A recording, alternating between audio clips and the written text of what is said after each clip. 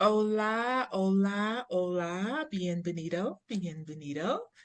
Good day, welcome, welcome. I am Savvy D. Jones, the co-living diva, and I am so happy that you decided to check out this week's video. It was actually supposed to be for last week, but I got horribly, horribly, horribly sick. And my little notification that I'm supposed to start. So I'm already here, so I can turn that down. So, like I was saying, I'm redoing this video because last week I was sick, and I did the Saturday recording, and it just did not turn out the way I wanted it to. So I said, you know what, I'm going to scrap it, and I'll just redo it today.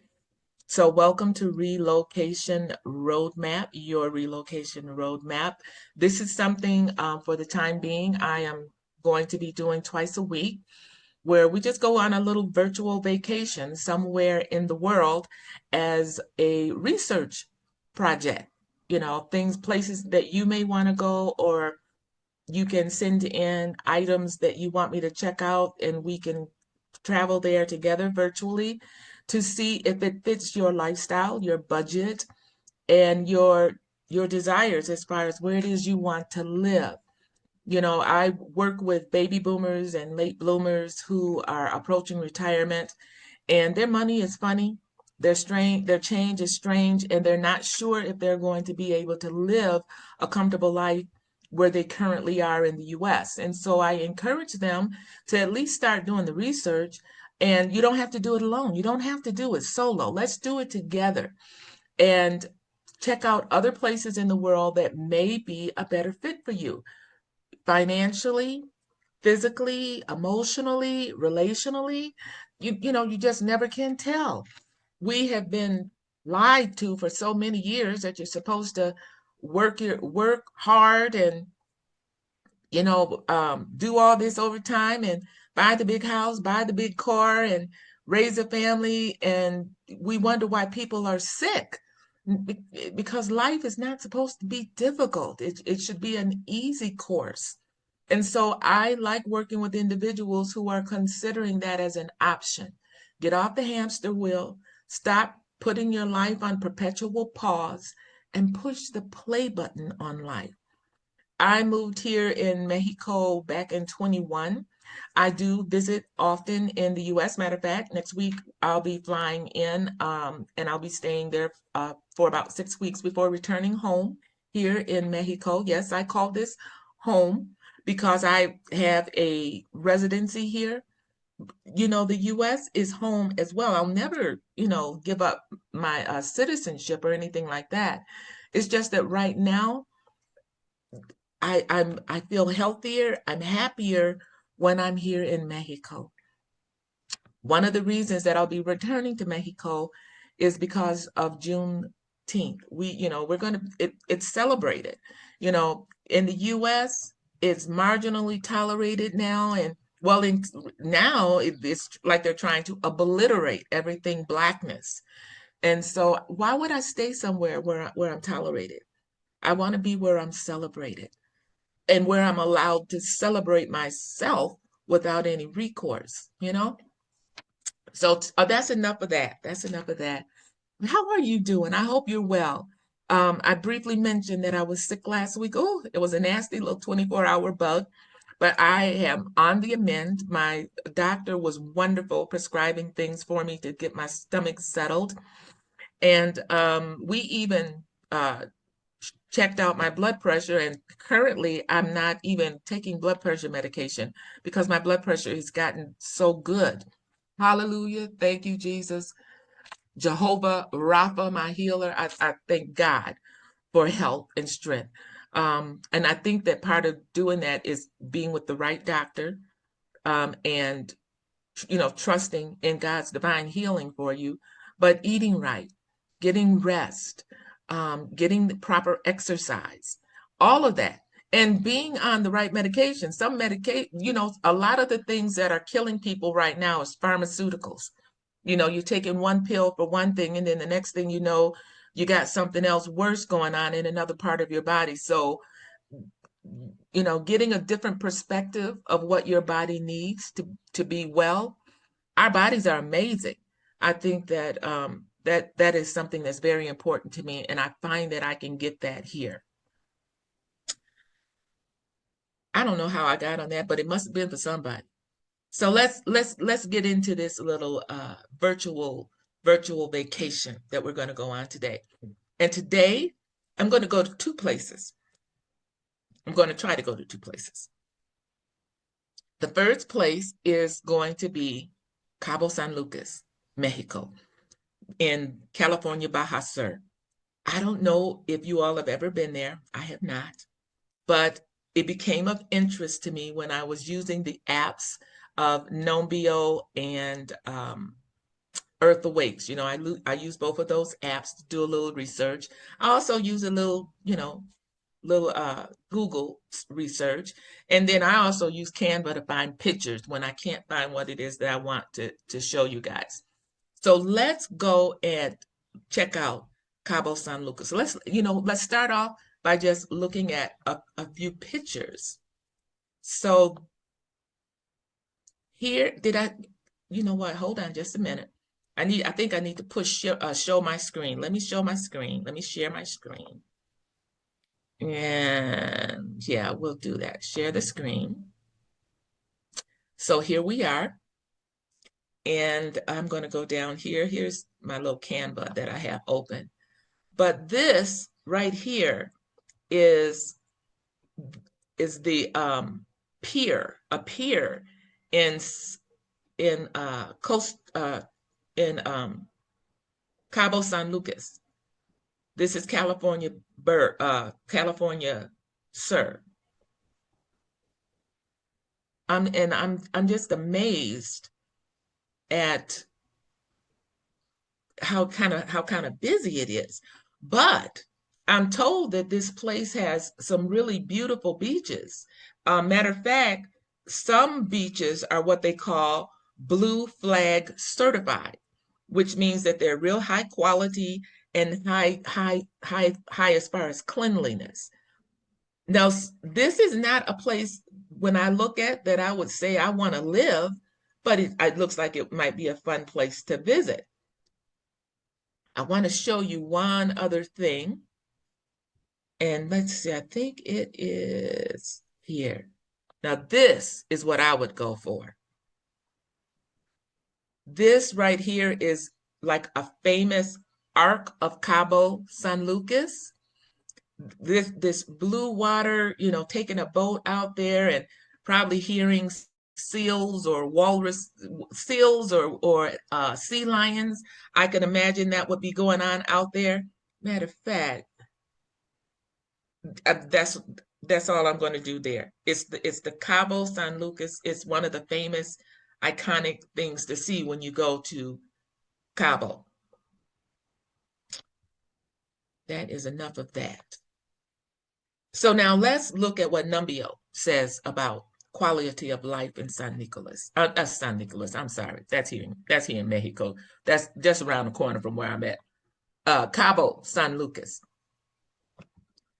I don't have any information as far as purchasing power or the cost of living index, but the safety index for Cabo is 60.505. That's high. I mean, everything is green. That's all good. Everything is green. The healthcare index, high. Climate index, very high. So it's some good weather over there on that Pacific coast. Property to income ratio, very low. Traffic commute, very low. And the pollution index is very low. Now, keep in mind, remember I told you that the things we find out about the countries or cities when we're using the Numbio app, it's because of contributions that have been poured into the system. So the minimum contributions says 1, and then the maximum contributions is 54. And the last update was of February 25. So keep that in mind when you're doing your research.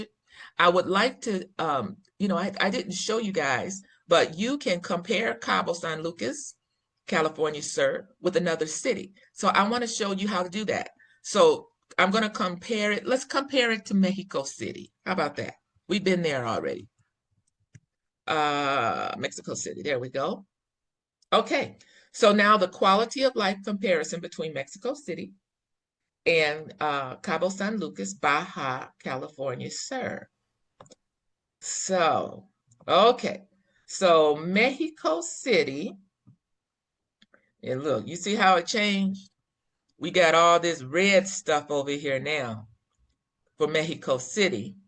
And over here in San Lucas, Cabo San Lucas, we still have our green numbers, our green indications that it's a good place. So now we don't have a purchasing power over here for Cabo, but in Mexico City it's low. The safety index is low compared to being very high over in Cabo San Lucas. The healthcare is high in both situations.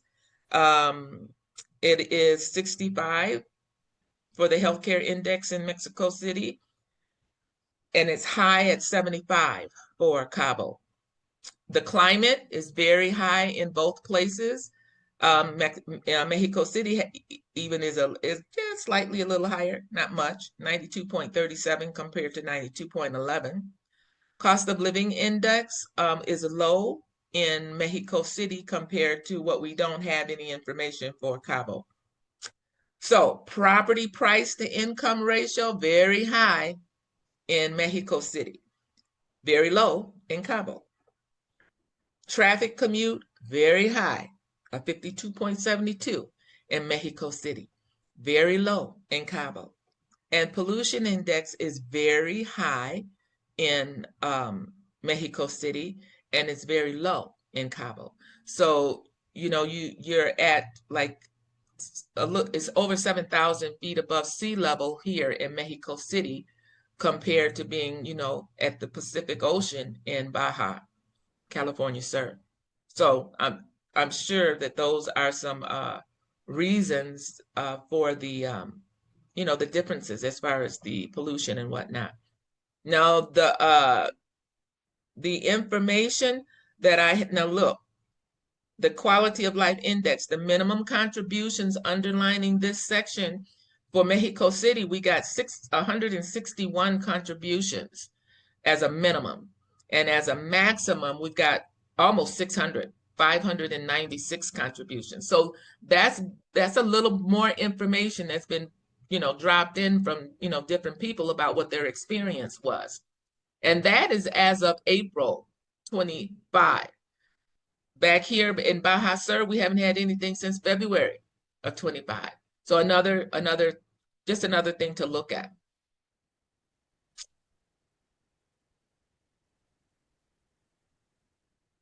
There you have it for Cabo.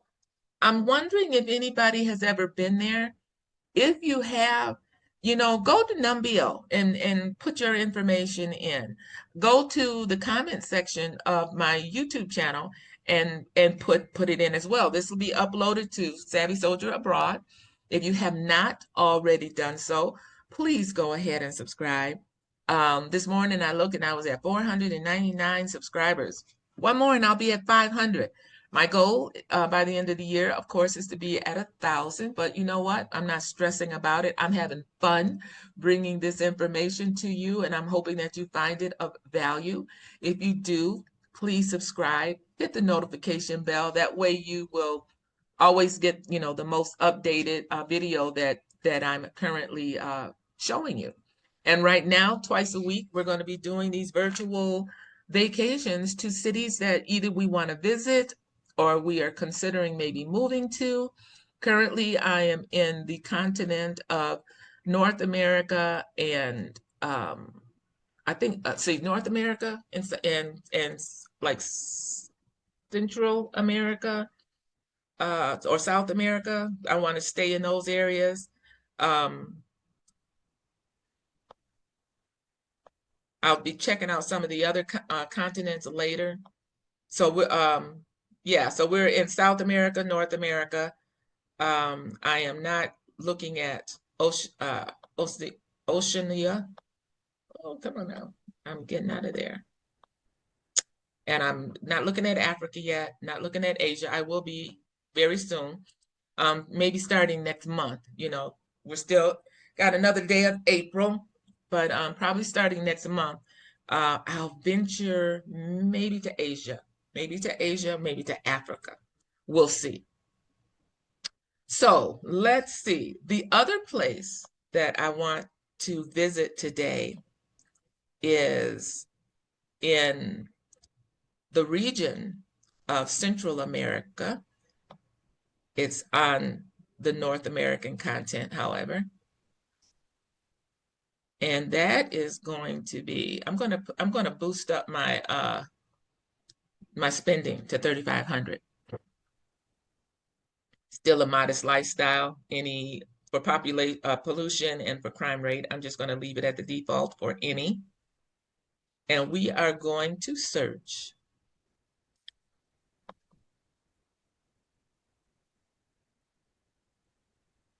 And the place, let's see, how many did we get that came up?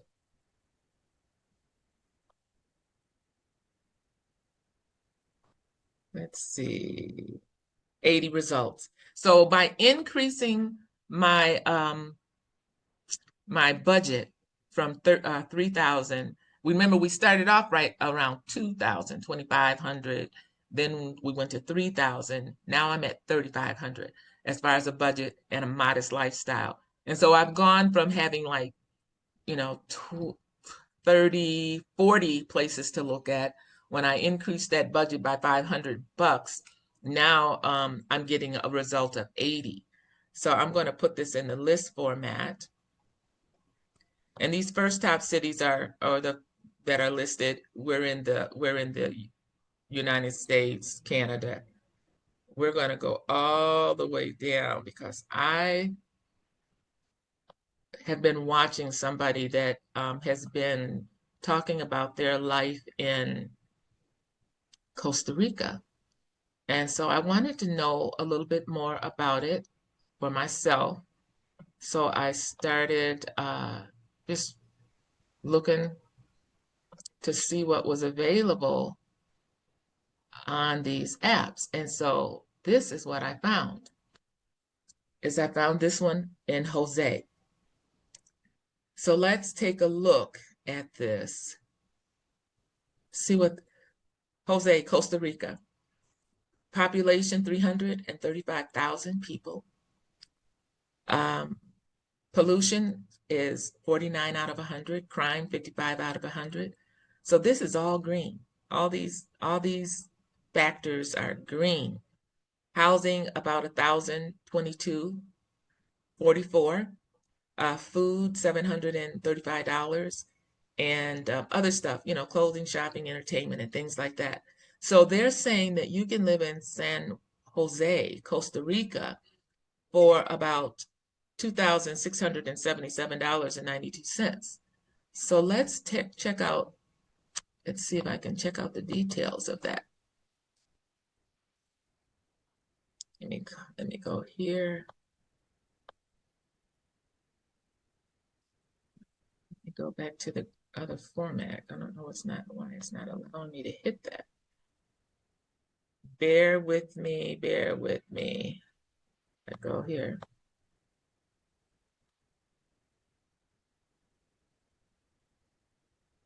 Yep, I did a little deeper dive after I checked out Jose, which happens to be the capital of Costa Rica.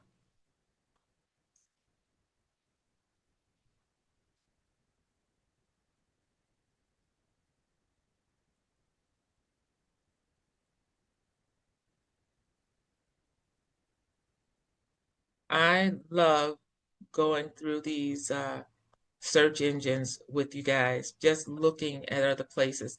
Sometimes, you know, people watch TV as a way to escape. And I'm, you know, I'm human. I do that as well sometimes. But when I can gain information, when I can gain knowledge, I feel a whole lot better. which is why I do these two, sessions with you guys. Here we go. I don't know why that list grid didn't allow me to check these details. So here we are. This looks beautiful to me. A little bridge over some water, some lush greenery. It looks really nice. So let's go and check out the details of Costa Rica. And then oh, come on now. There we go. There we go. Oh, look at there. Look at there. Let's see. That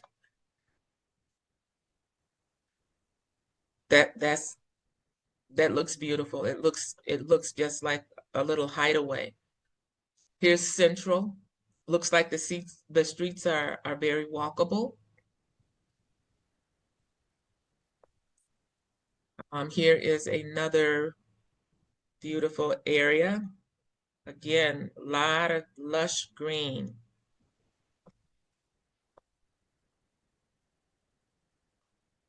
One thing I don't see here is like a lot of water, but that doesn't, and then here we go here. Okay, so here we go. This is San Jose. So let's look, okay? Let's look at some of the stats or facts. Population, we saw that. It looks like the speed for your internet is decent. Quality of life is only average. Average. Quality of health care is high. Crime level moderate. Pollution level moderate. And the walkability, well, there we have it. It is a whopping 96. So it's a good place to be if you're, wanting to walk. Let's see the airports.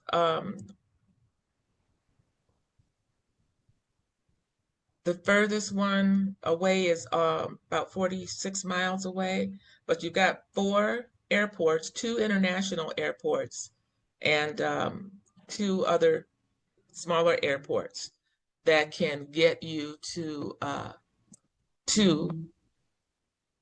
Costa Rica, San Jose, Costa Rica. So what are some facts about San Jose?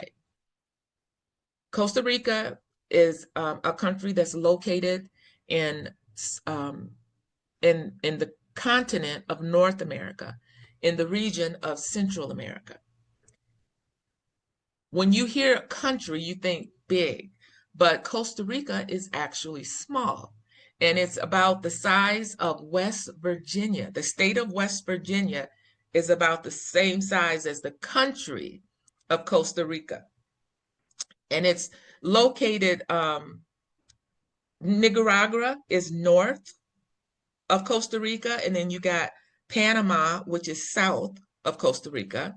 You've got the Caribbean Sea on the east coast, and then of course you got the Pacific Ocean on the west coast. It's considered a mountainous rainforest, and then that sounded so beautiful to me. It really did. And then I got to thinking, it's got volcanoes. You experience a lot of jungle and rivers. And when I heard jungle, I paused, because when I think of jungles, I think of animals, snakes and crocodiles and big spiders and stuff, that creepy crawlies. I don't do well. I just don't do well. But I continued my search and said, let me learn a little bit more about Costa Rica. So you've got coastal sides, which is where I would probably be. I would be somewhere on the beach side, opposed to running through the jungle. I'm not Jungle Jane. It's known for the beautiful birds. Now, when I heard that, I said, oh, I would love to see that. In Costa Rica, they have a lot of places that you can tour at night, a lot of suspended bridges and things because you're crossing over stuff. But one of the things that I was most impressed with when I was looking up stuff in Costa Rica is that when it was talking about the rainforest, and there's this one cloud forest that's located in a place called Monteverde. Monteverde was named after a group of Quaker dairy farmers who left the U.S. during the war to escape draft. You know, they don't believe in bearing arms and different things, so they decided to leave the America to come to Costa Rica, and they settled in this area that they named Monteverde. And when you think of the name mountain, verde, green, you know, they've got this beautiful, beautiful rainforest, or what they call a cloud forest, because there's a mist that just kind of hovers over this area. And in reading about it, they're saying that even the locals sometimes have challenges getting to this location. Now, the Quakers bought 3,500 acres for $50,000 back in the 1950s. They still have like a third of the stuff that they bought was set aside to create like a water house for the farming, the dairy farming that they were going to do, and they ended up having a cheese factory there. It's amazing about history. I really do like history. I don't study it enough, but I really do get intrigued when I see how other countries have evolved because of different individuals, different religions, different diversities come into a place and call it home. You know, that's something that has been going on for years. There's good and there's bad with that. I don't think that there is one culture that is best for all. God likes diversity, and so do I. But I thought that was some interesting information about this place called Monteverde. I want to see if I can bring up a map.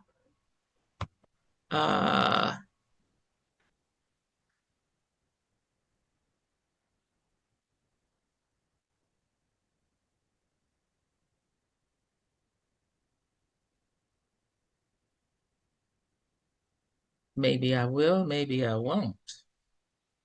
Let's see. Let me go to Costa Rica.